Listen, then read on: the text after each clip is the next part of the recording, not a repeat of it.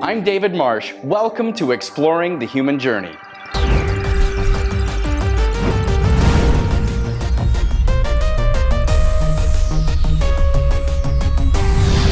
Exploring the Human Journey. Hi and welcome. I am so glad you joined us. I have the one and only Astarius Miraculii in the house. He is a master astrologer, he's a sound healer, a master didgeridoo player, he's a musician and an author, and I can't wait for you to meet him. Recently, I spent some time with Astarius, and I'd like you to watch this video.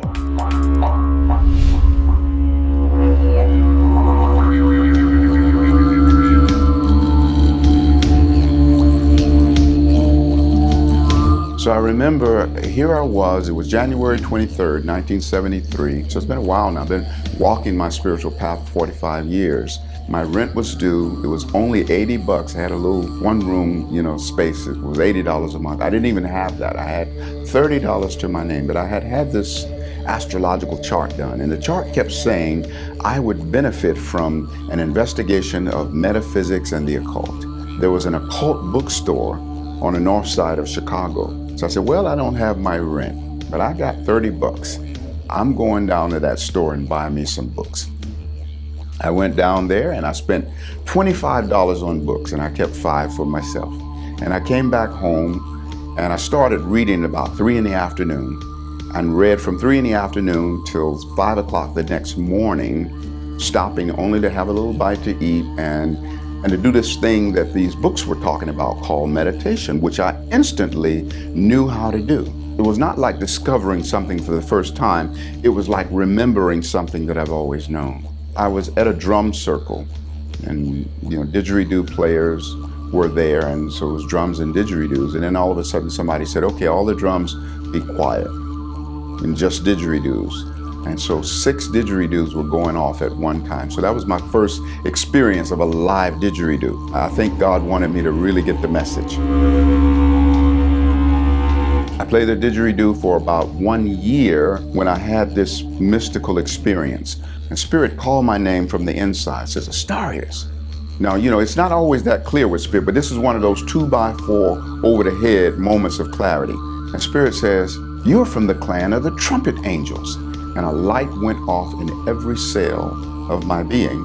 And I had this instantaneous understanding of why I'd had such a profound experience with the didgeridoo at that time, playing for just a year. So all of the things that I do with sacred sound is by virtue of my clan. A clan of angels who are the keepers of all the sacred sounds. They taught me that didgeridoo is not that tube that the sound comes through. Didgeridoo is the sound itself that's coming through, and that instrument is its body. Then I decided, okay, I want to do vocal harmonics as masterfully as I play the didgeridoo.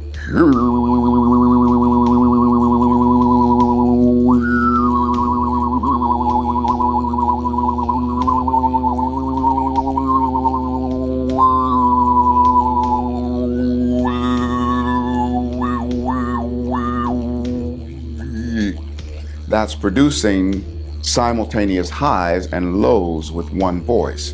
The highs represent heaven and the lows represent earth, so it's then creating a marriage of heaven and earth in the cells of the body. Sound is so powerful in that it has a foot in the realm of spirit. You can't grab a handful of it and say, I got a handful of this sound. And it also has a foot in the physical realm because you can hear it with the physical ear. It's carrier waves of consciousness that trigger a remembering of that which we've forgotten about the absoluteness of our selfhood.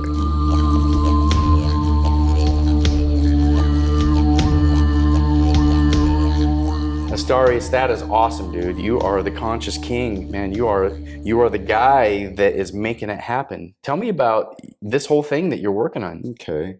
Well, I received that, that you just shared. It's good.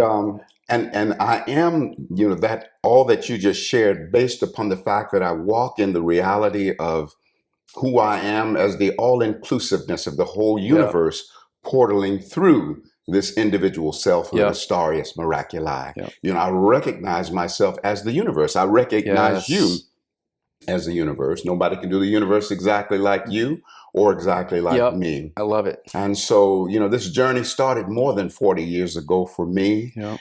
And it's been just this amazing adventure, of awakening myself and also being the catalyst for other people awakening. Yeah. I love how you gave presents to you. You were kind of a kid running around on the streets. You didn't really know what you were going to do. What I didn't have time to give presents was you met a young lady, Yes. the Mellow Mama. Mellow Mama. You met Mellow Mama. She Yeah. changed your heart. You had Okay. a 9-month, and you go just enough for gestation. Okay. How about if I shared a poem with you? Oh, you guys are going to love this. Once upon a time, I was very, very selfish. Foolishly selfish with the gift of love. Then one day I met a little mellow mama who came to claim my love. She gave me all the love for which most people yearn, and I tried not to give love in return. Oh. Then one day it seemed that she was going away.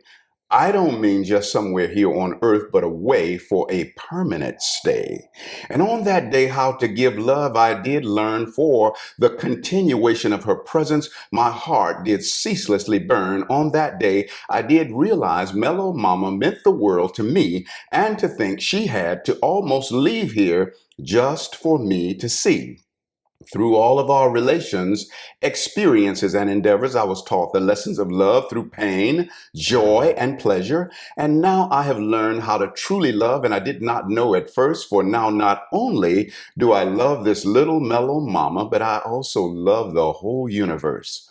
Thank you, Mellow Mama, for showing me the way to universal love, a love so deep, a love so high, a love from within and above, a love so powerful, a love so true, a love I learned through mellow you.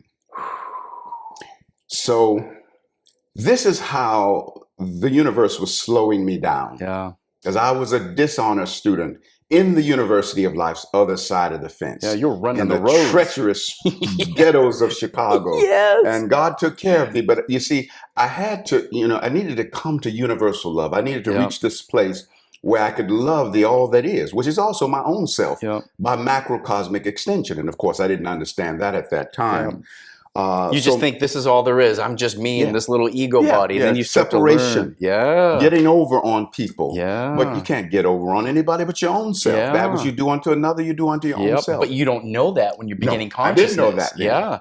So Mellow Mama do comes unto others in. before they do to you. Is that right? Is that a street code? Yeah. So Mellow Mama comes in. I fall in love with Mellow Mama. I am pissed off with myself because I don't want to feel that way. Nope. I feel like, my emotions are going to be overrunning my logic and that type of thing. But basically, it was the Creator's plan to slow me down enough by way of human love so that my heart could begin to be made ready for a universal love. And the relationship with Mellow Mama lasted for just 9 months, a period of gestation. And then it was done, and I just catapulted onto my path. Yeah. And then I love how you give presents to, you're like, well, the rent's due. I don't have rent, but I do have enough money to go buy some books. I'm like, what? After you bought the books, what happened? Did you get kicked out? Did you ever make rent? Well, no, I came home. Well, first of all, I came home and read from 3 in the afternoon until 5 the next morning, and my whole life changed. Yeah. And I understood all of the things that I was reading in the book. And then eventually, money began to flow. And I didn't get kicked out. Oh, good. I was able to pay my rent. And it was just an amazing experience for me. It was also an experience of being a hermit.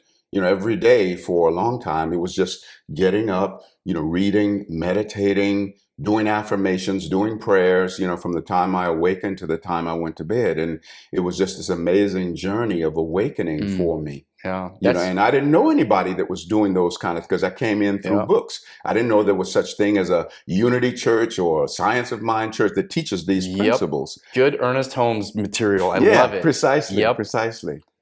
And, then came to find out there was this unity church. Reverend Johnny Coleman, who was a very famous, she's passed on now, but a unity minister, had the biggest metaphysical church in Chicago, and came to find out, it was literally like what?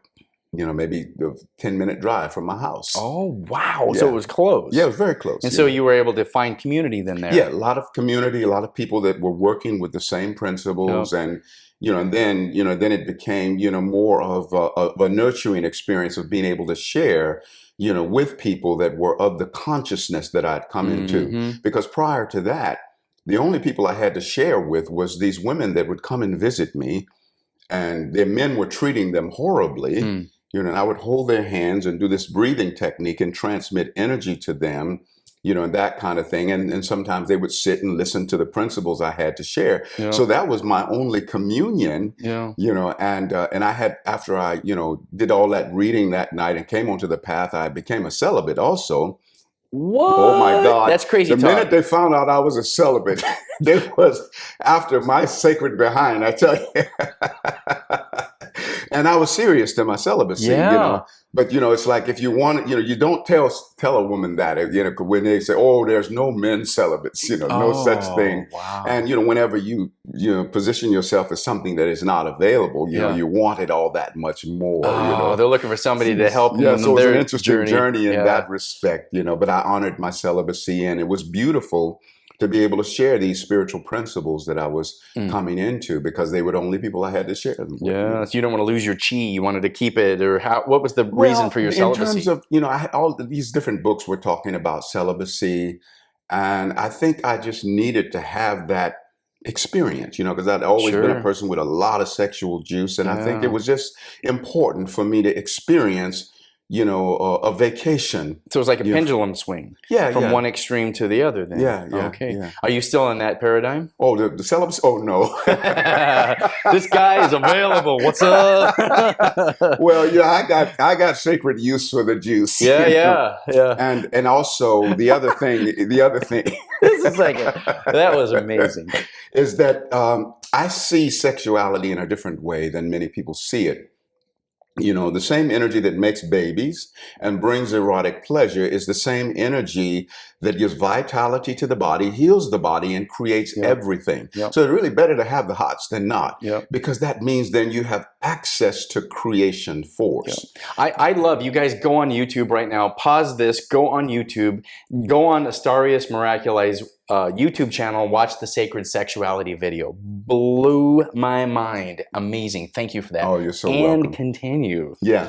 So yeah, and I think celibacy is a wonderful thing if that's the path that one chooses. The wisdom, however, is in, let's say hypothetically, when and if I choose a path of celibacy, that I recognize that that is an applicable and appropriate path for me, though not necessarily for everyone else. And I think that's where many people get snared and trapped, is that they'll choose a path and feel like everybody else should choose in like measure. This is the right way. Yeah. And it doesn't work that way, because it's different ways for different days, a living blend of changing trends. Once upon a time, you're in the yester reality, I was in this celibacy, and now, I dance with sacred sexuality. And with regards to sacred sexuality, the lesson is, first and foremost, how are you in relationship with the force of sexuality in your own body, independent of what you're doing with it with other people.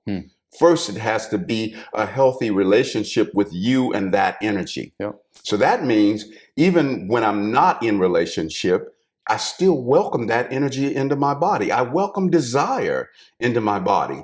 And when you're in the healthiest relationship with sexual energy, then intense sexual desire with no outlet to be with another person physically becomes its own form of fulfillment, because it reminds you of your access to creation force. Ooh, that's good. Give presence to that universal cosmic explosion of love and creativity. I've heard people talk about a Sophia energy that created the universe, and it's an explosion of sexuality, of creation. Kind of give presence to that. Well, if we were to look at the creation story, so in the creation story, or one facet of it, it says, "So God created the heavens and the earth was without form and void, and darkness was upon the face of the deep.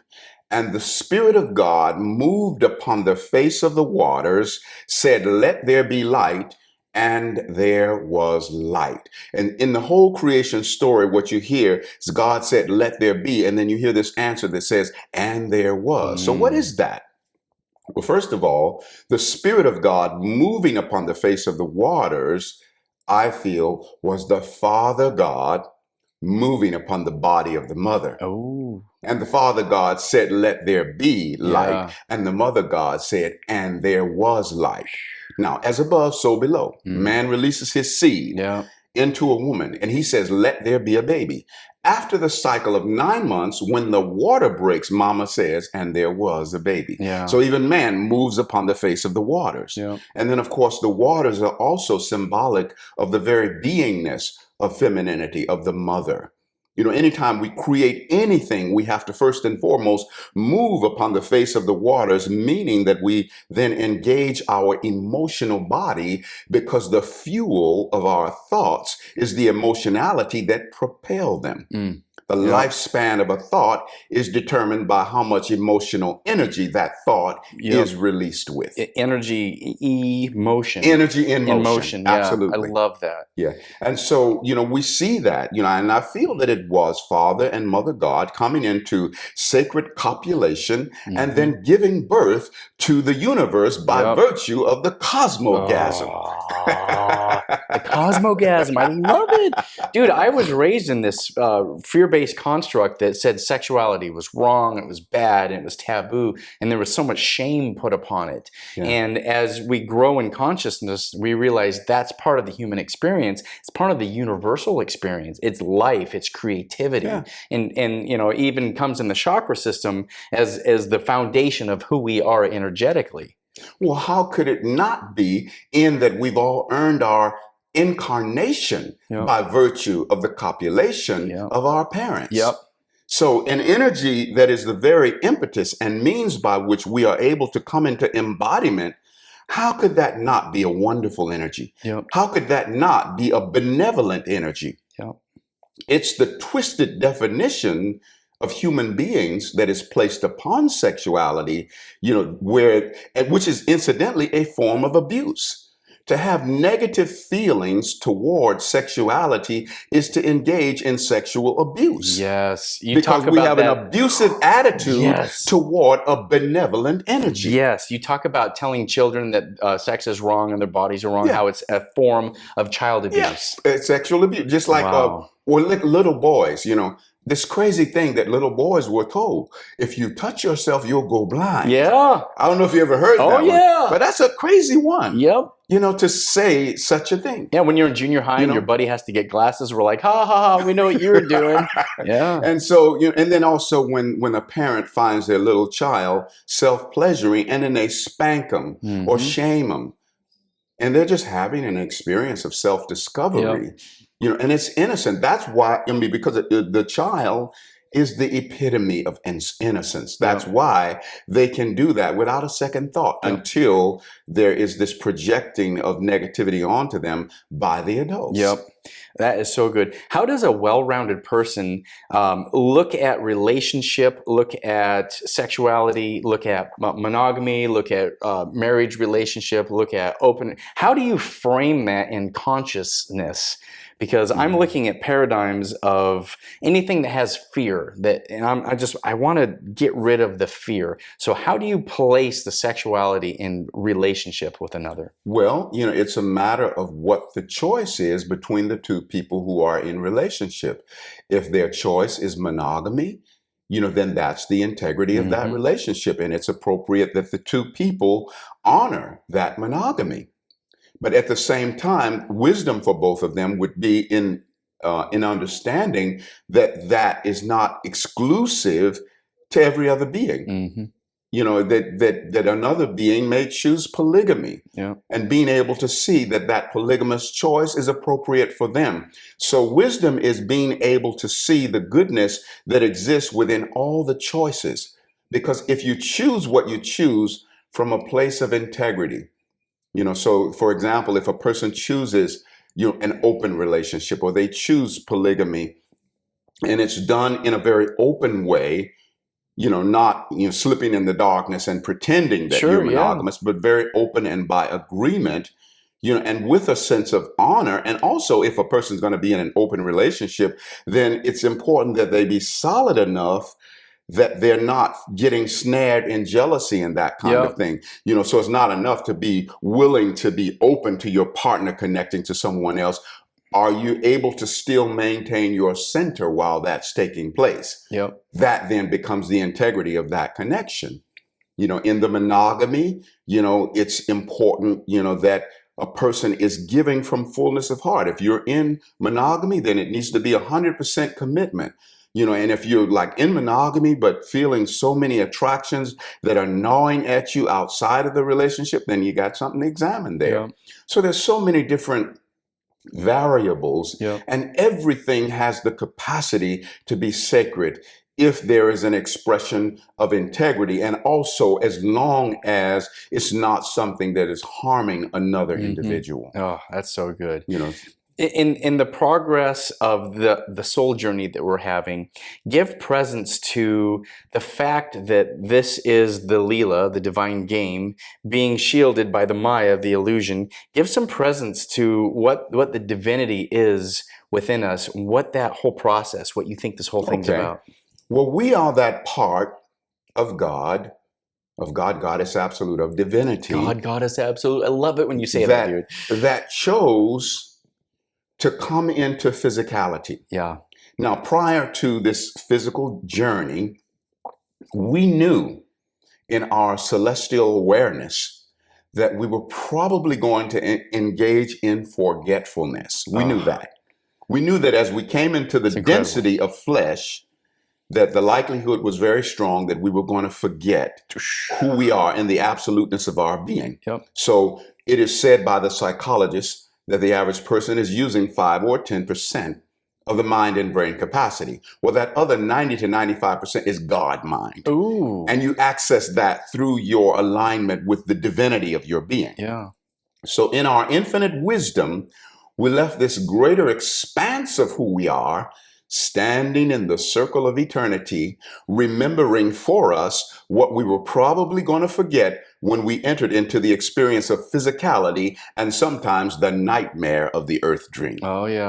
So we got this greater resonance of who we are, the angels, God, Goddess Absolute, that doesn't join us in the physicality and the forgetfulness of it. But when we wake up and remember, then that greater expanse that we are joins us in the expansion. And so the expansion of the universe is quickened by virtue of our spiritually awakening.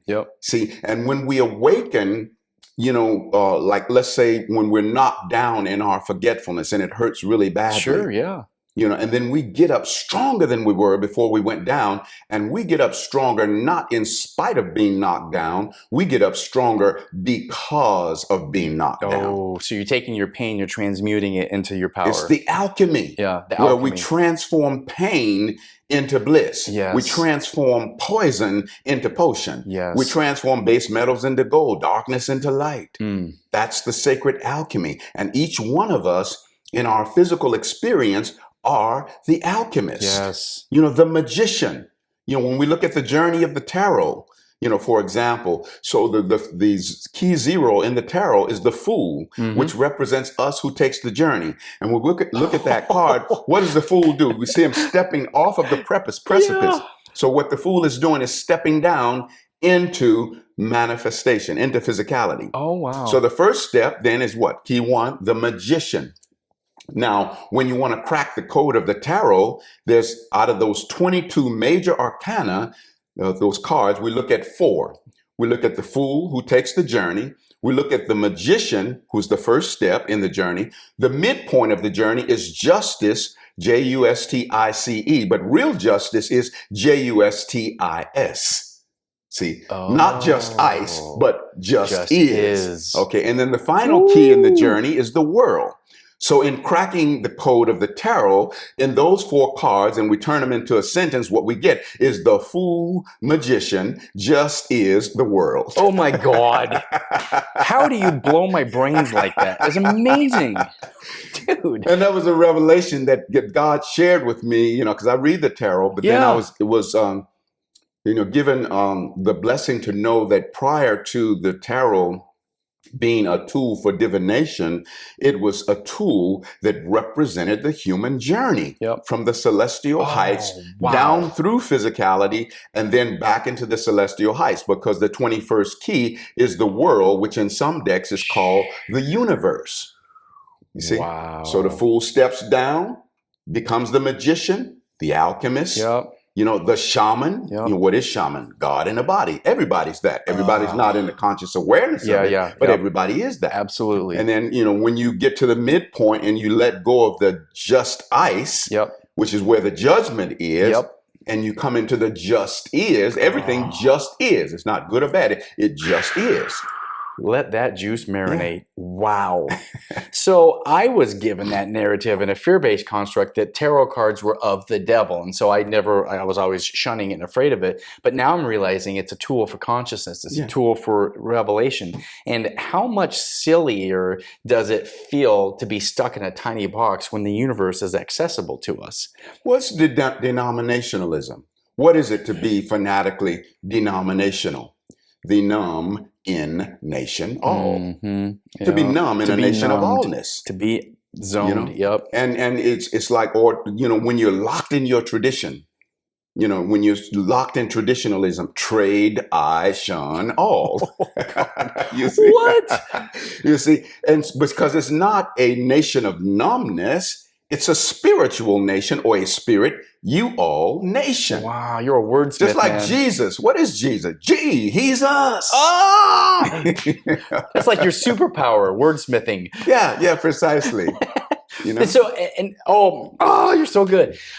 So you do sound healing in addition. So now vibration and frequency. When you're looking at a religious text that said, in the beginning God spoke and said, let there be. He's speaking, creating vibration. Or in the beginning was the Word. The Word was God, and the Word was with God. Boom. And that word frequency is sound. And the beautiful thing about sound is it has a foot in both dimensions simultaneously. Has a foot in the spiritual dimension, a foot in the physical dimension. I love that, because you can't grab sound. No, you can't grab a handful of sound. What? You say, I got a handful of this sound. Yeah. So it's always of spirit, and yet it is of the physical. You can hear it, you know, with the physical ear. So it's physical in that you can hear it, but you can't touch it. So it's a liaison. It is our sacred escort back into the realms of our absoluteness. You know, sound is the primordial first cause. You know, just like when I bring forth sounds with vocal harmonics, when I go,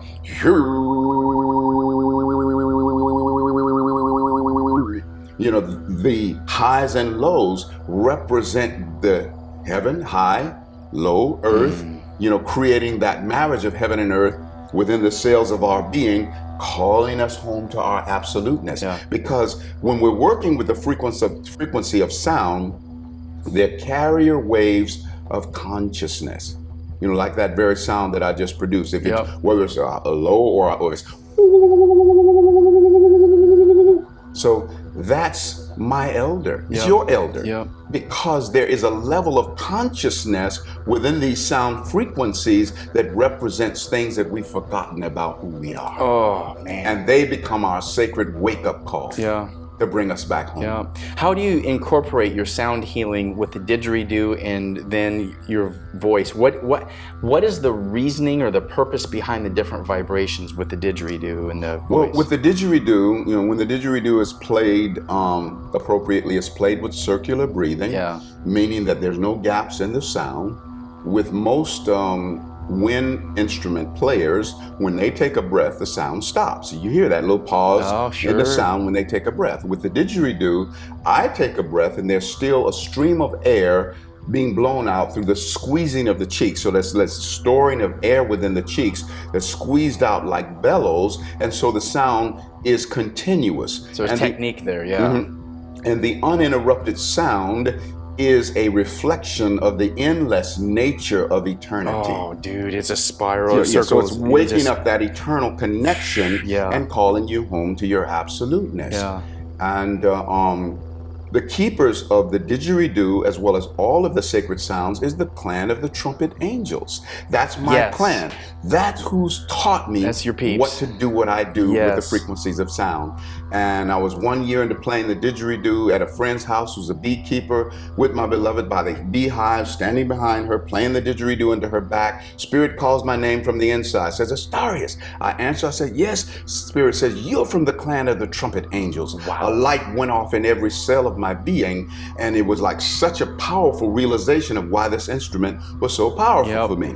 When I finally stopped playing on her before I can tell her what I'd gotten, she looks at me and she says, oh my God, I just seen the biggest angel Deva I've ever seen. Wow. God gives me the message in two different ways. Let me clairaudiently hear. I'm from the clan of the trumpet angels. Clairvoyantly showed her the angel. So they taught me they're the keepers of the didgeridoo, the keepers of all of the sacred sounds. See, before there was an earth, before there was a physicality, that there was even a need to have an instrument like this to play, it's a celestial reality of sound in the higher realms. So they're the keepers of all the sound, that which is produced with the guitar or the harp or the flute. See, and so this is not didgeridoo. Didgeridoo is a sound coming through it. I love when you say that. You see, the piano, that thing with the keys, that's not piano. Piano is a sound current emanating from it, and that thing with the keys, that's its body. That's how sound achieves incarnation through instrumentation that we then produce these sounds with in the physical domain. But there was a time before physicality where all of these sounds still exist in the celestial realm. And the clan of the trumpet angels are the keepers of all of that. And that's my clan, and that's why I'm outrageous with the frequency of sound. No, it's good. You do live performance, and then you do healing with it. And then I had the physical feeling of, as the didgeridoo was, I could feel the vibration of the sound and just the energy coming off of it. It was very powerful. How do you incorporate that as far as healing? Is it a chakra? Is it a shamanic Well, I play directly into the auric field, directly onto the chakras. When a person is experiencing that, they feel themselves as an extension of that vibration. So literally a person is feeling themselves as not just physical presence, but as vibration.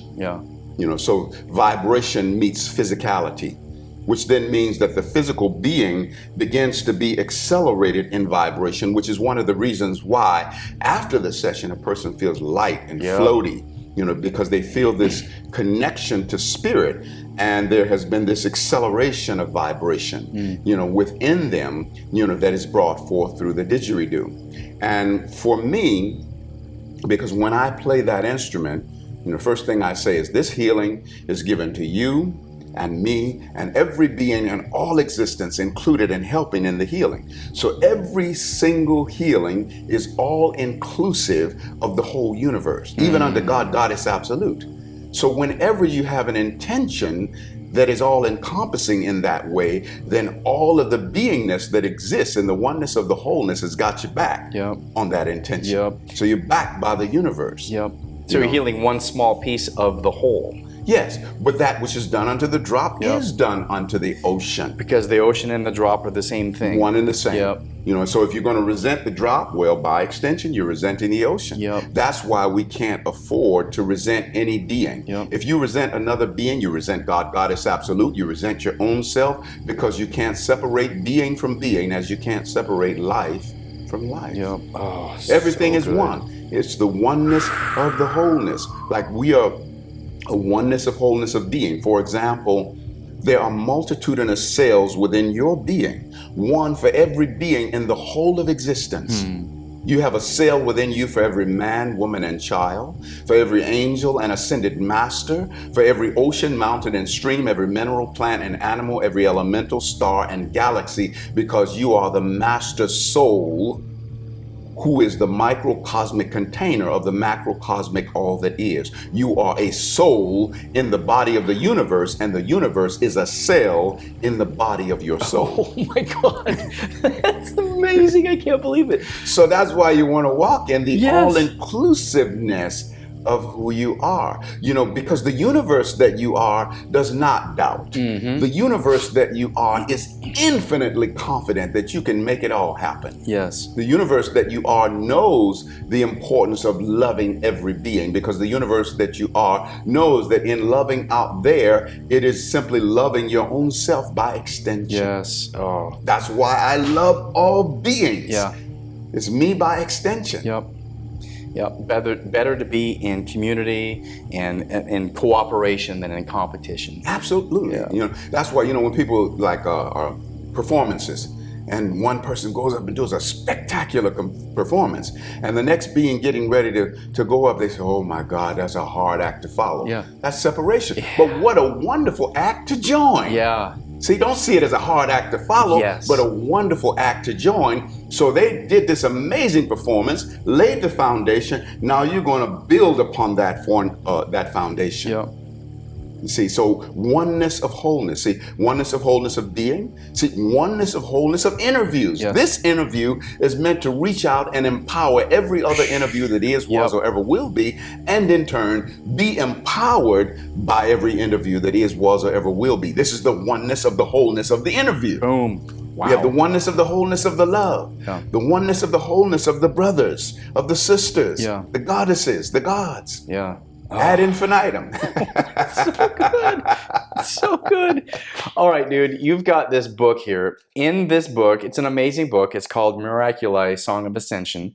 And you've got some text that has, like information, like you've given anecdotes, and then you've got some lyrical content, things that are like, three basic chapters: Ascension wisdom, Ascension love, and Ascension power. Yes. And the wisdom, goes into the basic principles of ascension. See, because we all are ascended beings. Like people say, oh, I would love to achieve my ascension. Well, see, the reality is there's no such thing as an unascended being, though there's a great deal of unascended awareness. Yep. So we walk around being ascended reality of being without being aware that we are.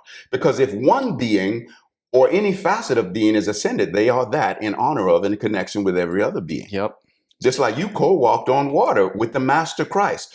You co-parted the Red Sea with Moses. You co-received enlightenment under the Bodhi tree with the Buddha. Every accomplishment in life is your accomplishment by extension. That's the oneness of the wholeness of accomplishments. Yeah, that's great.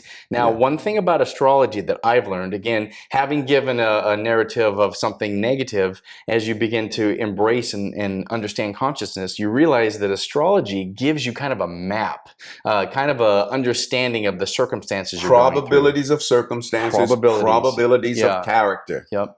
And I guess the first thing that was most important to me was that I chose to come here. I chose when I would be born. I chose the time and the birthplace, which are very important. So for the explorers that watch this that don't really know much about astrology, give some setting about the usefulness of that practice. Well, astrology, is, a means by which we study and see the map of the cause and effect of a person's life. We stand on the threshold of this lifetime and we choose our parents. We choose the moment of our birth based upon the alignment of the stars that then show a map in the heaven that represents the probable unfoldings of our life. You see, but probabilities can always be transcended because the astrology is a reflection of the cause and effect of our life, where the grace and mercy of God is a law above and beyond the cause and effect. You see, so every negative implication in astrology is a candidate for cancellation, before continuation. Oh, wow. So it's not necessarily written in stone, but it's the probability. You can always change it. You can always change it. And then some things are changed sooner than others. Some things are changed slowly but surely, and others fastly before lastly. It just depends upon the individual and how fast they want to grow and accelerate. And sometimes we go through a period where we're still being served by our pain and difficulty. This is why many people were in the presence of the Master Christ, but didn't get healed, and they needed healing, and they were up close and personal with the Master, but they weren't ready to let go of their stuff. Oh boy. I don't care how powerful you are as a healer. Yep. If you're dealing with somebody that's not ready to let go of their stuff, you cannot effect healing for them Yep. because you cannot supersede their free will. Yep. Oh, that's good too. You see? So with the astrology modality, you said that was your oldest modality. Yes. The thing that you've done. You started learning that we're here for purpose and there's probabilities in our life, but there's some sort of a plan that we have instituted ourselves for something. And after I learned about astrology, I then love my birthday now. I was born in December of 1969. So whatever year it is, I always know, oh, if it's 2018, I'm 48 years old. And so for a simple caveman that doesn't like math, I mean, that alone, I'm like, that's definitely something I would have done. And I like the fact that the age in which I am gives me the ability to have decades and look at my personal growth and then my spiritual growth. And I think that I probably had some sort of a thing where I was like, ooh, I'm going to be raised in this tradition for a while. And then at some point, I'm going to play hide and seek and go, okay, now I'm going to seek because I've been hiding. Right. And I love that. So people that were born, I mean, I know so many people that go, hey, I didn't choose to be here. My parents had a thing one night and next thing you know, I come here. We're always choosing. They walk around angry. They're like, because it says what? That which a man sows, he also shall reap. Sure. So we're always sowing, and we're sowing our future and reaping our past. But to the person that says, I didn't choose to come here, what do you say to them? Well, they're not wanting to take responsibility. And the unfortunate thing about one who says they didn't choose to come here or they didn't choose to experience these difficult things that happened to them, that they're standing in the mantle of the victim. Yeah. So if they feel that things outside of themselves can choose the course of their life, they have to creek without a paddle because they feel like things outside of themselves can choose what their flow is going to be. Yep.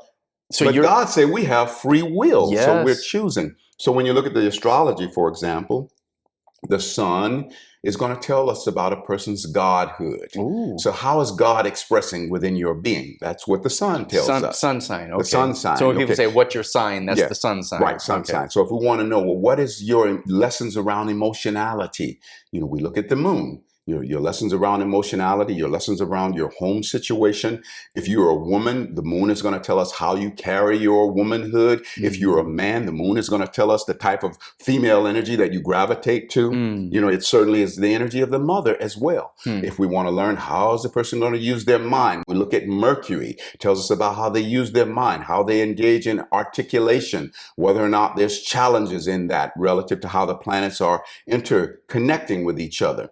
We want to see how one approaches the love experience or relationship. We look at Venus, one's pattern of desires. We look at Mars. Mars also tells us about one's sexuality. We want to learn about a person's philosophy in life. We look at Jupiter. We want to learn about a person's sacred labor, their duty, their work. We look at Saturn. Oh. And then, what sign all of these planets are in, and then what is the relationship that these planets are having with each other? What kind of conversations are they having with each other? Are they able to communicate with each other harmoniously, or do they communicate with each other argumentatively? Yeah. You see, and so that's what the astrology then shows us. So when I'm doing a reading for someone, and let's say I see a spot that represents some would-be difficulties, I will outline that and I'll point that out. And then, okay, what do we do here to help you transcend this? Like, for example, when a planet is stressful in some way, like let's say my Saturn is a bit stressful, I might inhale benevolent Saturn, and then I exhale sacred Astarius. Inhale benevolent Saturn, exhale sacred Astarius. And so what I'm doing, even though Saturn is offering stressful energy by potential in my chart, I'm extracting from Saturn the goodness. I'm milking the light out of Saturn. Oh, wow. You see, like milking the blessing out of the shadow. Yeah. See, because you can do that because any planet is simply an extension of one's own self. And so when we see a planet that is operating difficultly, okay, that represents a facet of my being that is a bit stressful. How do I bring this part of me into harmonic convergence with harmony, Oh, it's good.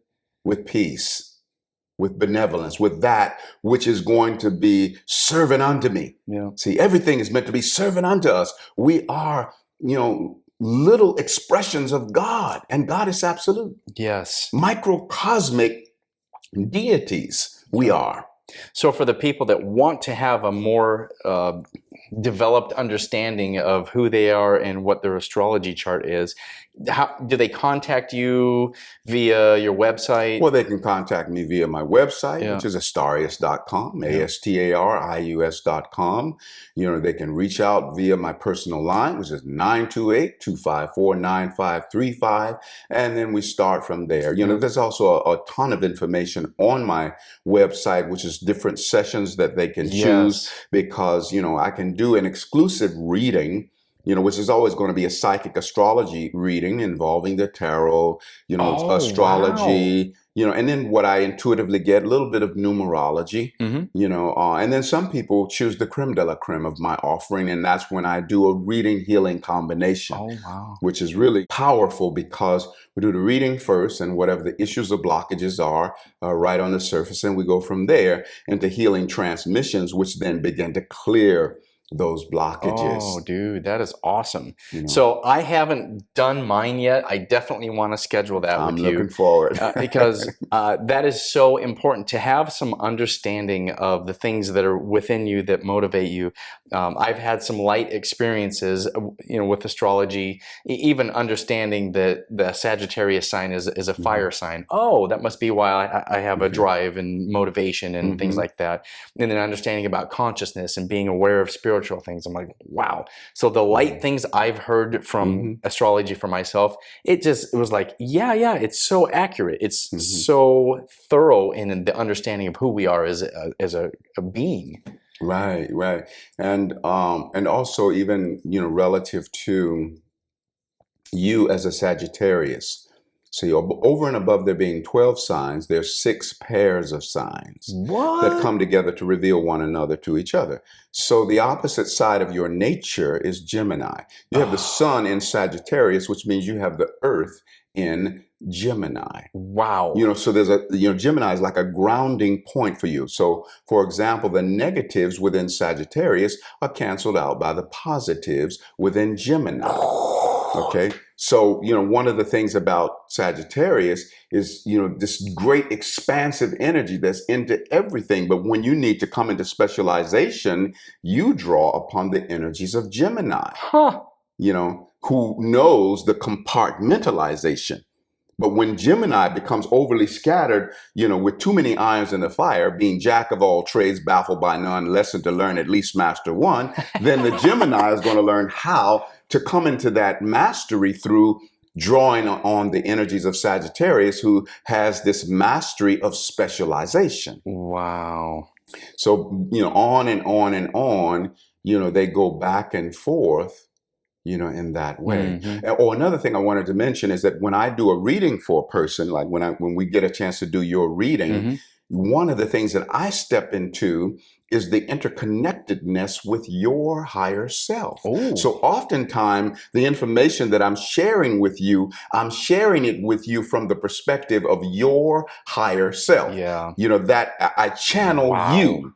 That dimension of you that knows that you can infinitely accomplish any and everything that you want to accomplish. Yeah. And I've been blessed to be able to really transmit that frequency to you, where you experientially will begin to feel the dimensions of your higher reality of self. And what that does for me is it keeps me from giving, undue attention to the limitation. So you're not your limitation. That's an anomaly along the course of life. Yep. You are the absoluteness of your being. So I don't give presence to your limitation. I give presence to the absoluteness that you are, that when you're standing in that reality, you automatically transcend any limitations. That is awesome. Because see, the all-inclusiveness of your being the expansiveness of who you are is co-eternal with God. Yep. Your fears, your worries, your doubts, all those things are of time and space where everything has an expiration date. Yes. Yes. You see? And any negativity, whether it originates in another person or in you, it's not yours. Mhm. And so my motto is, if it ain't divine, it ain't mine. That's awesome. That's awesome.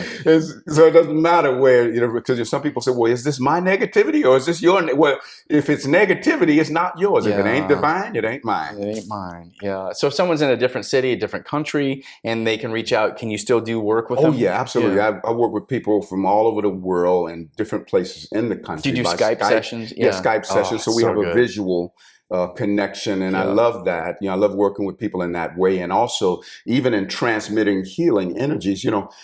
When we authentically work with healing energies, then it transmits as rapidly as the speed of thought. Mm-hmm.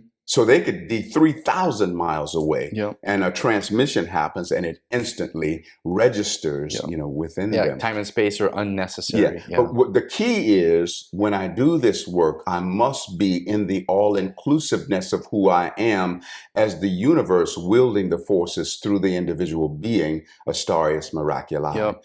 So many healers get tripped up, and even those that get drained when they do the work, it's because they feel that the energy is coming from them individually, Yeah. rather than coming from the all-inclusiveness of who they are Yeah. as the whole of the universe, even under God, Goddess Absolute, portaling through them as they do the work. Like you're the conduit Yeah. of. Yeah. So, and yes, you are the conduit, and you're also the absoluteness coming through the conduit. Oh, Because some it's people good. will say, well, no, it's not me, but God. But who are you Yeah, but a it's facet part- of God? It's So, part of the same. Yeah. so it's all the same. Yeah. We just want to honor that we have this little individualized self, Yeah. and your body and your soul is the meeting place for the universe that you are. It's the means by which the universe can have a meeting with itself in just exactly the way that it can only do through you. Oh, so good. You make me want to just be awesome. Because you are awesome. I love it. I love it. You are that. So crystals are really important. I loved your home space. I loved your Ascension temple, as you had called it. Yeah, the 12th incarnation that was. I love that. It's not my house. It's my incarnation of my 12th Ascension temple. Oh, I love that. And when we did your feature video, Sweet Lady Gail laid down on the Reiki table that you had there, and you pointed out underneath you have stones, because stones are really important to your work, and it's part of the energy work you do. And then you also shared with us the things you have here. So give presence to the energy that you do. Well, crystals, are an access code to our divine sonship. Crystal, Christ, all. Whew. Christ, all.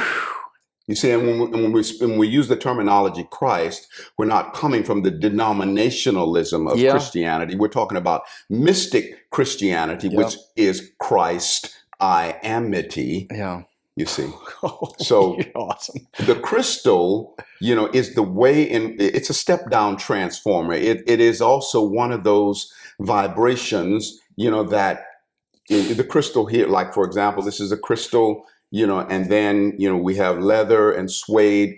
The leather and suede are brother and sister in the flesh kingdom, you see, and it symbolizes the physical body. Yep. The crystal symbolizes the essence of spirit, you see. And so, for example, if you lay down on your back and you put a quartz crystal on your first eye, what you'd feel in that crystal is you would feel your pulse in your heart. Oh, wow. It would begin to pulse, and you could feel literally your heartbeat and your pulse in the crystal. Huh. So, there is a certain part of our physiology that is crystalline.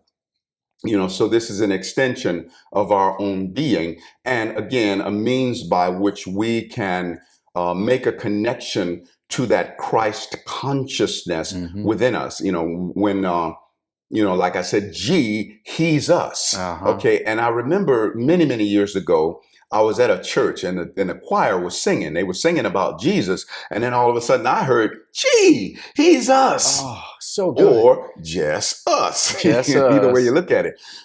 And so we recognize that this Christ principle is simply the individualization of Godhood expressed within our physicality, within our soul, that enables us to begin to in soul, the resonance of our own godhood. Yeah. We all are the only begotten Son, or the onely begotten Son, begotten in the resonance of oneness. Yep.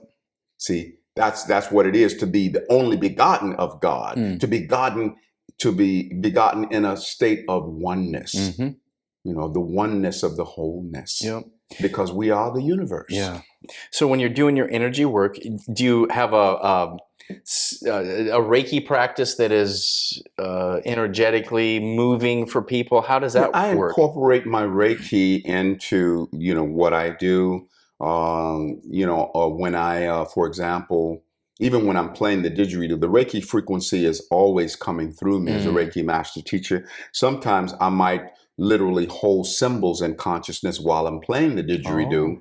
And when I do Reiki, where I'm specifically laying hands on the body, then I bring in a tone like, so the sound then is coming out of my hands as well as out of my mouth. Yeah. You see, and so there's a transmission of the frequency of Reiki, and Reiki means universal life energy, meaning that there's no spot where that energy is not. Yeah. So the root essence of Reiki is simply every time is now, every space is here, everyone is me. Oh, that's so good. So so Reiki is a resonance that connects us with the omnipresence.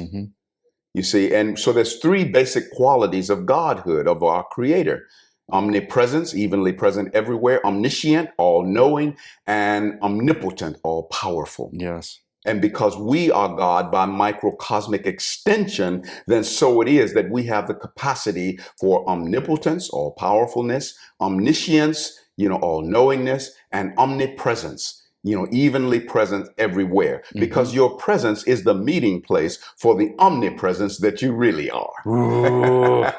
So with these crystal devices, these energy wands, how do you say it? Well, Ascension wands, Ascension the wands. main frequency is Ascension and the principle of love.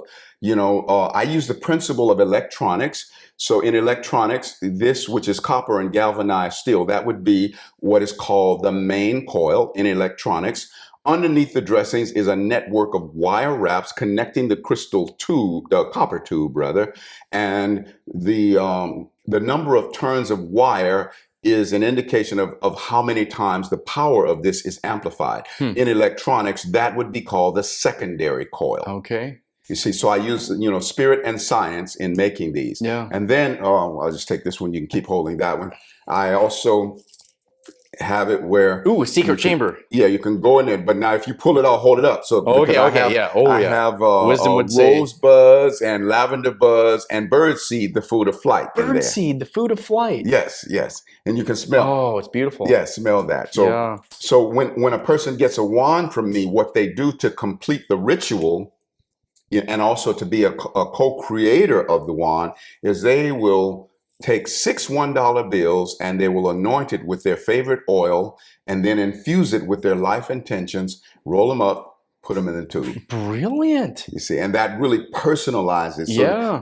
that they put And why the that, $6? What's the 6? the number 6 is a number of balance. What is balance? BALANCE, be all and see. Oh, God. You're the best. How do you do that? Be all and this is see. revelation through transformation of pronunciation. Oh, and geez. I have the one day I'm going to finish the dictionary. I call it a dictionary of word revelation. So it's revelation through transformation of pronunciation. Whoa. And there's so many words that just offer, so It's much the miraculary insight.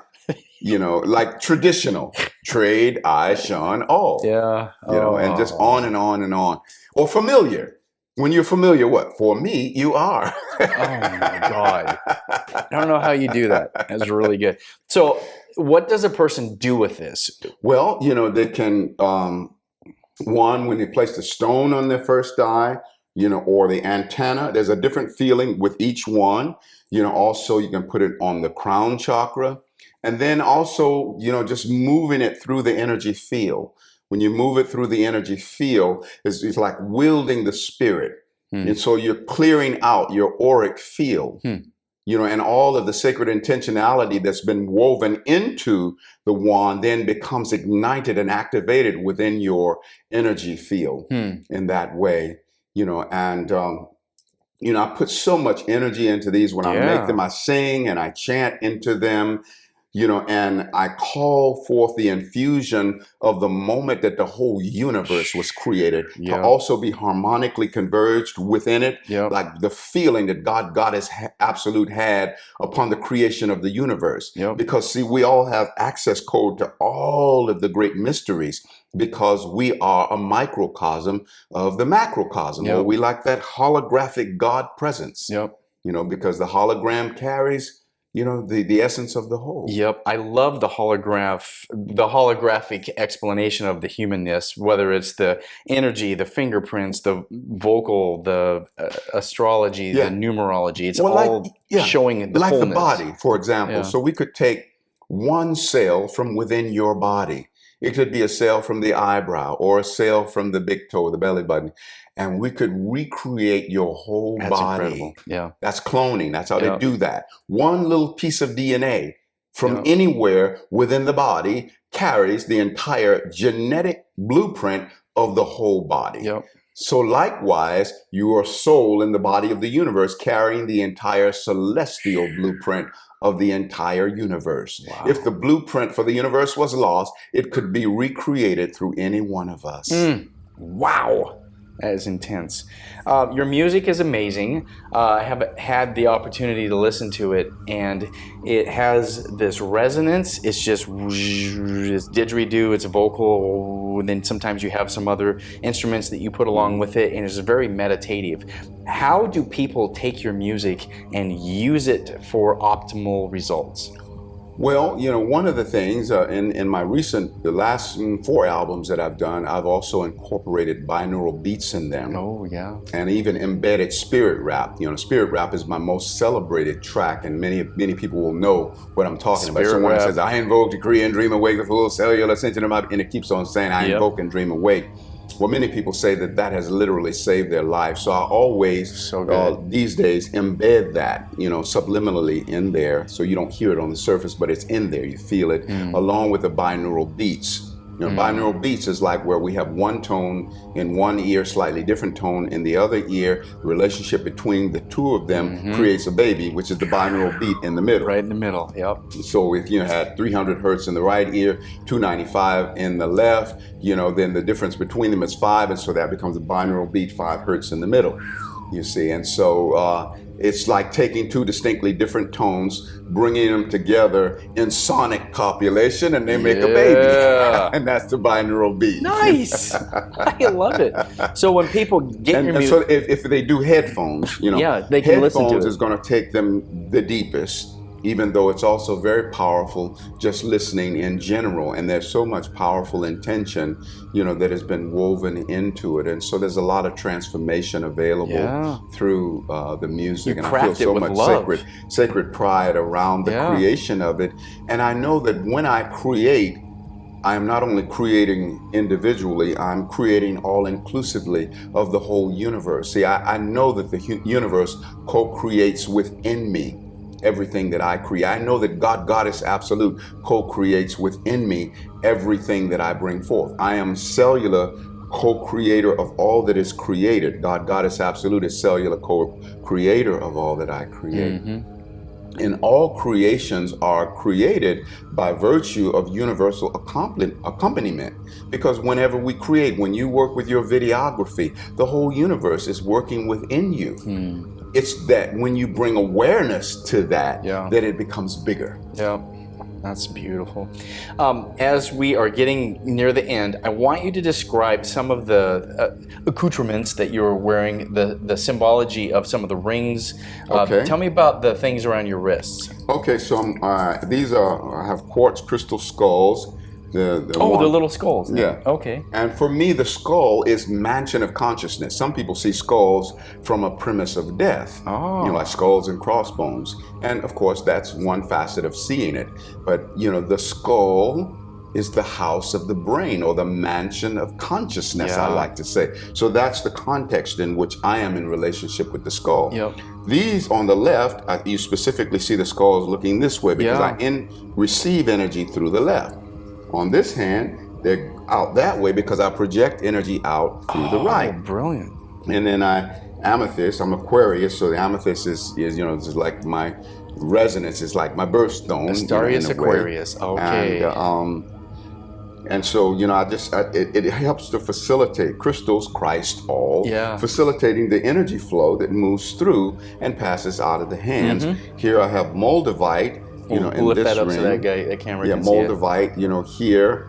And then this is Horus, in Egyptian mythology, the hawk-headed god, and over here I've got my 7 diamonds that was taken. I made this ring from 3 different rings that I had and had it all encompassed in one ring. Oh, cool. And then here, this is a wonderful smoky quartz, and I've never seen a cut like that. It's like a rainbow. This is really just an awesome cut. And then it has the Tibetan Dorji symbolized on the side in there. And here I have a lion's tooth, which is my my power animal, and that's azurite. And then this is aqua aura, which started out as clear quartz. And then there was a layer of pure, well, first of all, the quartz was heated up very hot. And then there was a layer of pure gaseous gold infused on it. And the relationship between the gold and the clear quartz makes blue babies. Wow. Because that, it's the clear gold the clear quartz and the gold coming together that made it turn blue and iridescent purple. Oh, that's incredible. That's beautiful. So gold and quartz make blue babies. Yeah, there you go. Now you know where they come from. I love it. All right, Astarius.com, the website. Astarius.com. And private line, if you want to give me a call, 928-254-9535. And I am here to empower you. I want to empower the whole universe because that's taking care of my own self by extension. Yeah, and this is how you support yourself with your work. Absolutely. Yeah, you're a practitioner of this. Yeah. Support people, support Astarius, support people that do their craft at bringing consciousness up. Buying music, buying books, buying some of their artwork, doing things that help bring consciousness forward. Support that. If you have never had your astrological chart done, contact this guy. He knows so much. Astarius is a master at astrology. Thank you. I receive it. Oh, so good. So as we round third and heading towards home, I like to give people kind of a thing that they can take away. What is that one thing you want people to know? And they're sitting here thinking, well, how can I be better because of this episode? Okay. What is that thing that you want to make sure people? The one thing I want everyone to know is that you are your own version of the whole universe. The expansion of the universe is at the mercy of you really being you. For everyone to know that you absolutely make a difference in life, and to absolutely be committed to use all of the energy that moves through you in a good way, and to absolutely know that it is always the universe wielding the forces through you. And the universe that you are can't fail. And please be loving on yourself because you're the only one of you that you got. And the only prerequisite you need for loving yourself is that you live, move, and have your being. And that's how God loves you, with an infinite love by virtue of one fact, and that is that you are. So let your affirmation be, I am, therefore I love me. It's not I do, achieve, and create, therefore I love me, but I am, therefore I love me. And lastly, know that you are unfolding down the corridors of forever, so don't let time bully you. You may not get it all done in one lifetime. You may not get it all done in 10 lifetimes, but measure 1 or 10 alongside eternity comes up the same. And so you're unfolding down the corridors of forever, and in the course of foreverness, you're gonna get it all right. Gonna get it right. Oh, Astarius Miraculii. Dude, thank you so much. I love you, brother. Thank you so much for inviting me and having me in your sacred space. Oh, so good. Namaste, sir. Namaste. I'm David Marsh, and you've been watching Exploring the Human Journey on YouTube as a video and listening as a podcast. If you would like to help continue the conversation, please consider supporting us by visiting patreon.com, where you can support us on a monthly basis and get extra bonus content. For as little as $1 a month, you can make this show sustainable and help continue spiritual consciousness. You can also help by following us on Facebook and Instagram. For more information about the show, find us online at exploringthehumanjourney.com.